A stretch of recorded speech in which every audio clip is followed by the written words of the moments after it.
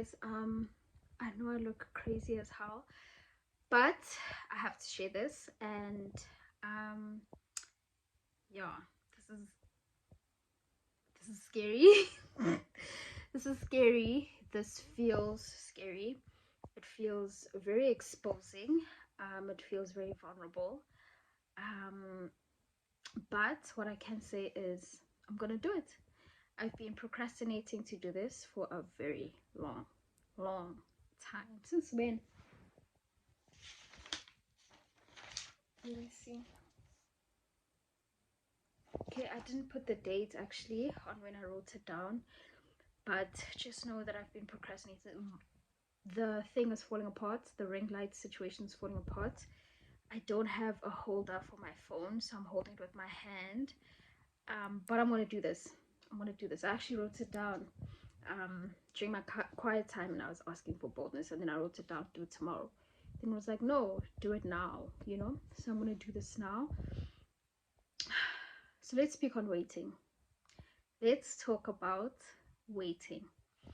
Okay, so to better understand the message, I have to share a part of my life that I am probably the least proud of. It's probably one of the things that I feel most embarrassed about. Yeah, it's like I said, this feels very exposing. It feels very vulnerable.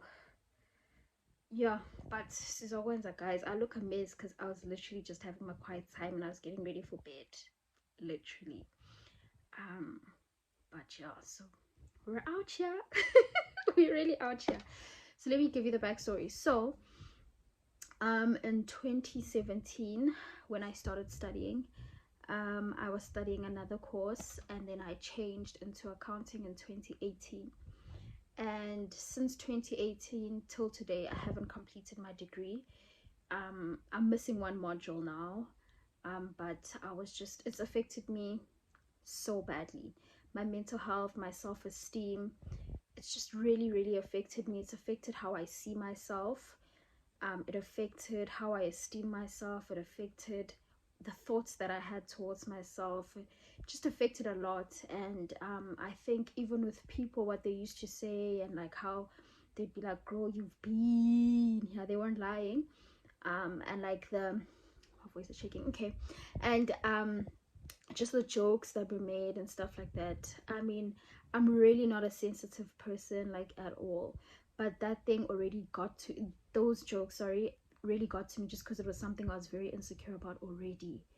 And obviously, if that's not happening, obviously I'm not working, and finances, and also I'm not getting any younger, so like there's been a lot, sorry, my hand is tired, there's been a lot of pressure around it, you know. And I got excluded, I think, like twice. Again, got excluded this year, so I decided to not go back. I mean, I appealed and all that, got approved, but I decided to not go back because of finances as well, and just mentally it wasn't looking good, bruv. And then so basically now I got approval to complete my degree through UNISA, etc.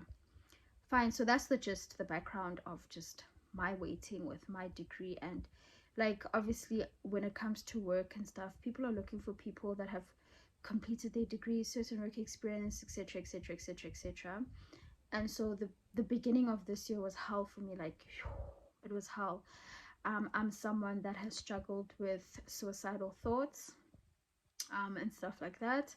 So that came back. I was very depressed, like the first 6 months of the year. I mean, without diagnosis.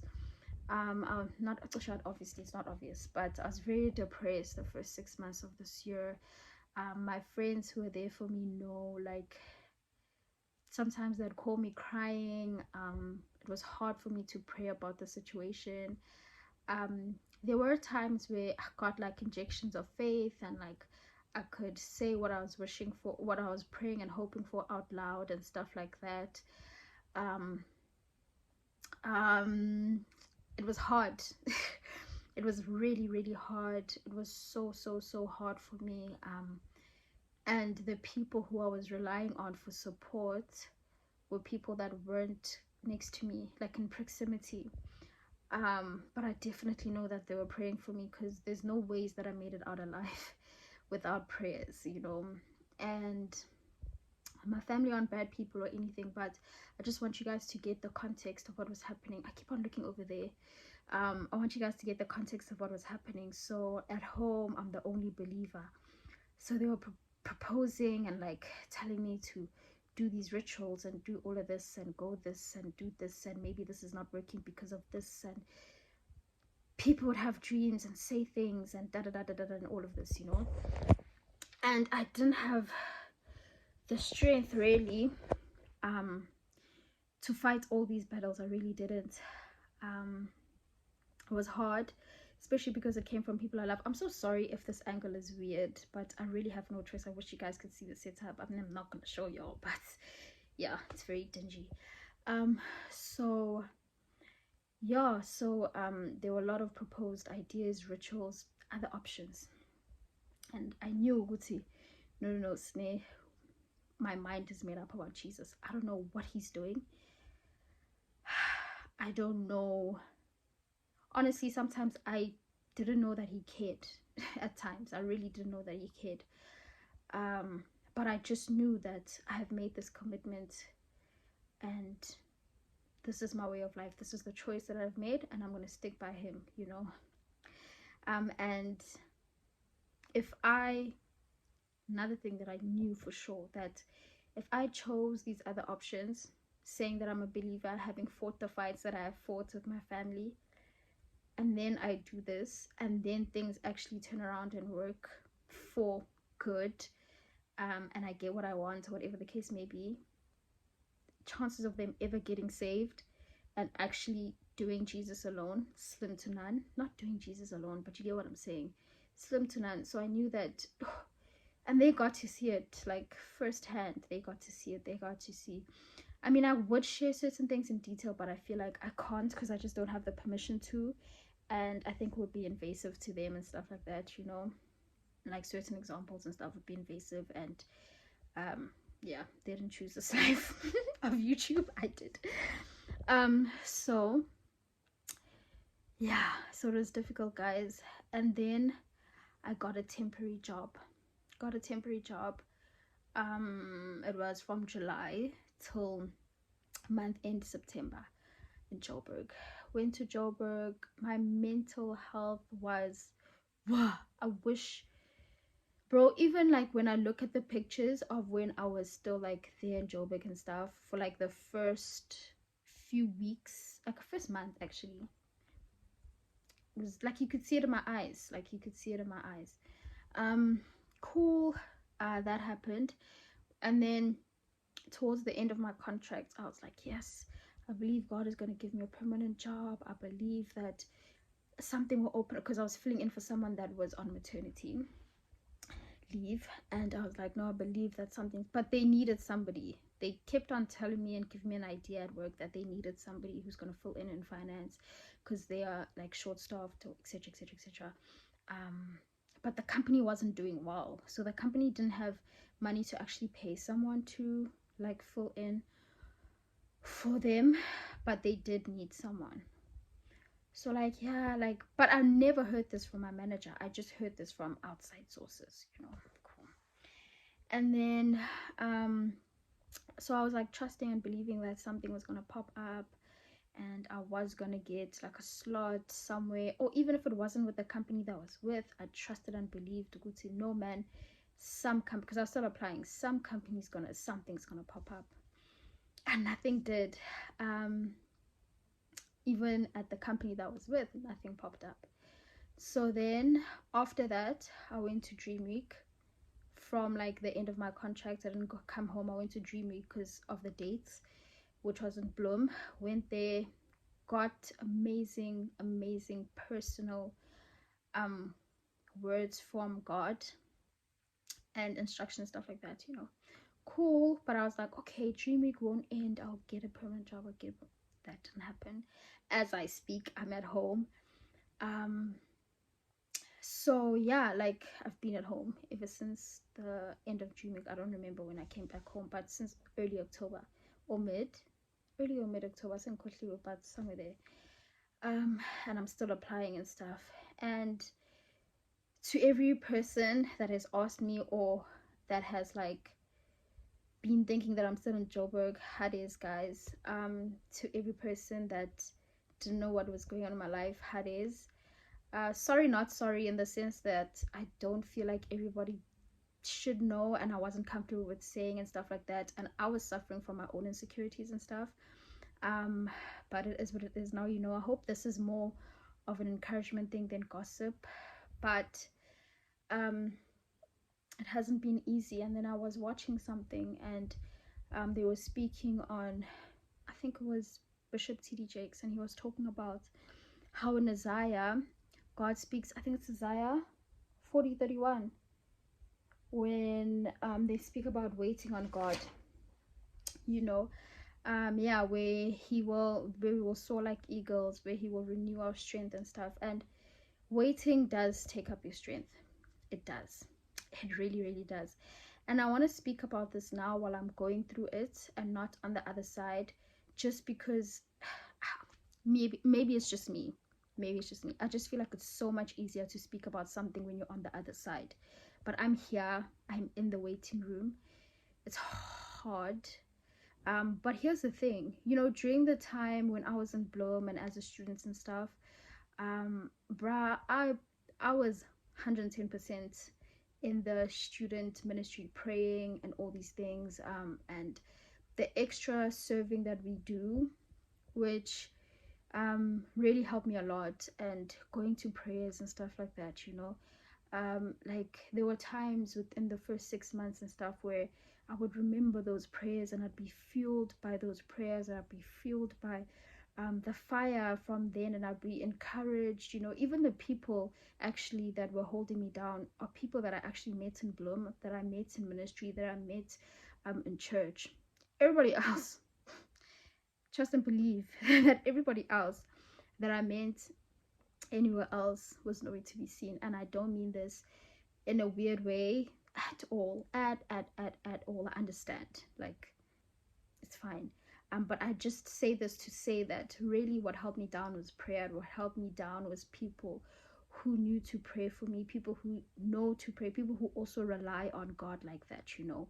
And then also coming back to the renewing of strength and what he speaks about, like, you would think that from waiting you wouldn't need strength renewed, but it's so taxing to trust God, and your reality is completely the opposite of what you know God is capable of doing, and he's choosing to not do now.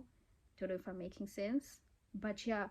And to just hold on to that. And I'm saying this as somebody that doesn't have no man that they're sleeping with for extra money. I don't have weird things that I'm doing on the side.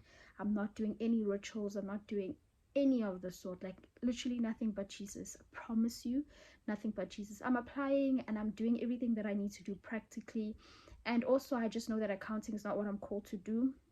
Even while I was working, I could feel it, because I was working in finance. I was grateful for the opportunity, grateful for the job, in the sense that, okay, now there's like a little bit of money coming in. Like there was a difference. Even with my mental health, there was a difference. Even with my emotions, there was a difference. Even in the way that I looked, there was a huge difference.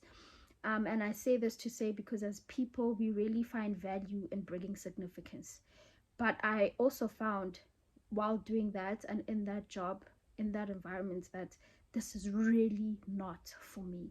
And I don't say this in the sense that if I got a job now, I'm not going because it's not for me and it's not what I'm called to do, and extremely not. Because whatever your hands find, do that, and do it as unto the Lord, you know, with due diligence. Like, be faithful. Sorry, Vaseline. Be faithful with that, you know, and do that, and do not despise the days of small beginnings. Just do what you have to do. But I know that's not what I'm called to do, and this is why I'm doing this. This is why I'm doing YouTube, and this is why I'm getting into what I'm called to do, because I'm finding out more about myself, and trying not to be fearful. And if I am, I bring it to God and I do it anyway, i.e. this video. So yeah, and I just want to do this video while I'm in this place, for more than me being able to look back and being like, oh my gosh, you really did that, because I don't know how long I'm going to be in this place for, like in this unemployment, no funds coming in, etc, etc, like place, you know, of waiting, even with like waiting for what I am called to do to blossom. Yeah, so I want you guys to know that, like, even as a believer, life isn't easy, bro. Life is not easy. It's not easy. But I still trust Jesus. I still trust Jesus. I'm still waiting on him. I'm still only trusting Jesus. I'm still only waiting on Jesus, and I'm being faithful with it. If I'm mad, if I'm down, if I'm whatever, I take it to him. I'm not outsourcing anything else. It's literally just me and my house. It's literally just Jesus. And my house, I mean my house. I don't have a house. Me and my body, my mind, my soul, my emotions, everything that is connected to me, it's just Jesus, you know. And I don't know what he's gonna make of my future, as in he's gonna do 1, 2, 3, 4, 5. I don't know, but I know that he's gonna do whatever he has envisioned to do, and whatever that he has called me to, and whatever that he predestined for me will come to pass. How? Like, it's be who? Jesus. That's it. I only know who. I don't know how. This is something that's very hard for me to share, but I just want you to be encouraged. And Daniel says that those who know, Daniel ban 3:20 or 3:11, Daniel 11:32, sorry. Those who know their God shall be strong and carry out mighty exploits. You shall be strong. And for me, I think I'm in that part of my those who know their God, that part of my scripture, that I shall be strong. And every day is a new day. I'm not saying some days don't suck, they do, but I take that to God as well. And this thing has really made me stronger, because first 6 months of unemployment was hell, and now mentally and emotionally I feel like I'm at such a safe place. I acknowledge my feelings when I feel like this sucks. I acknowledge when I feel like, okay, I've been sleeping all day and like it's not looking good, bruv. And then I take it to God. I speak to my friend who can pray for me, who can help me here and there. But I also do see the difference, but it's not the same. Like, it's really not the same. Like, I'm so much better handling it. So also being at home is not easy. It's not easy, bro. It's not easy. It's not easy. And the easy way out would be, let me go sleep with this guy. Let me kiki haha with this gent. The options are there. Let me go do this ritual. Let me go see this. Let me go that. The options are there. And I have consciously chosen to not make them an option. Like, I don't have an option. I mean, things are there, they avail themselves, whatever, but like, I've made it that for me it's just Jesus. This video is too long, but yes, I just want to encourage somebody, and I want to do this, and this is something that I've been so scared to do, procrastinating for the longest time, feeling extremely vulnerable of doing, feeling very exposed, feeling very weird about it, but we're here. And side note, guys, when I'm home my skin breaks out. I hate it so much. Like, yo, it makes me mad. But yeah, and to somebody that's still also waiting on God, keep on waiting. We're out here. We're out here. Keep on waiting. I know it gets better, not because I've experienced the better, but just because I know him. I know what his word says. I know what he has done. Track record yake is creme de la creme. And yeah, like, DM me or on TikTok, or okay, you can't on TikTok, found that out, weird. If you're not following somebody, you actually can't DM them, whatever. Instagram, on YouTube, is there DMing? And I don't think so, but whatever, comment in whatever. Let's do this together. If you feel discouraged, if you feel suicidal, if you feel like giving up, if you feel like quitting, whatever the case, let's do this together. And there's nothing to be embarrassed about. You don't even have to tell me your story like that, you know. I know sometimes it feels like I want to one thing, but guys, there's one thing about me. I am about my business only. And my friends know that I'm not a prior. It's just not me. It's really just not who I am. But if you want help, if you are comfortable, you can. If you're not, it's really fine. It's between you and Jesus. If anything, I can just carry your name to him and just bring you to him. That's it. Like, if you want prayer. Yeah, guys, anyway, that's where I am with life. That's, yeah, I'm currently in my waiting season. I don't know if it's a season or a moment, but I'm currently waiting. Let me say it like that. Yeah. And I'm not somebody that's like super spiritual and that. No. This is just, I actually had a whole thing written out, but I didn't follow my notes, Kesana. But here we are. This is what quiet time is about. This is the boldness. He actually told me that you have it. Just do it. So yeah. Bye, guys. Sorry that it's so long, but I really hope it helps someone out there. Love you loads, okay? My angels. Bye.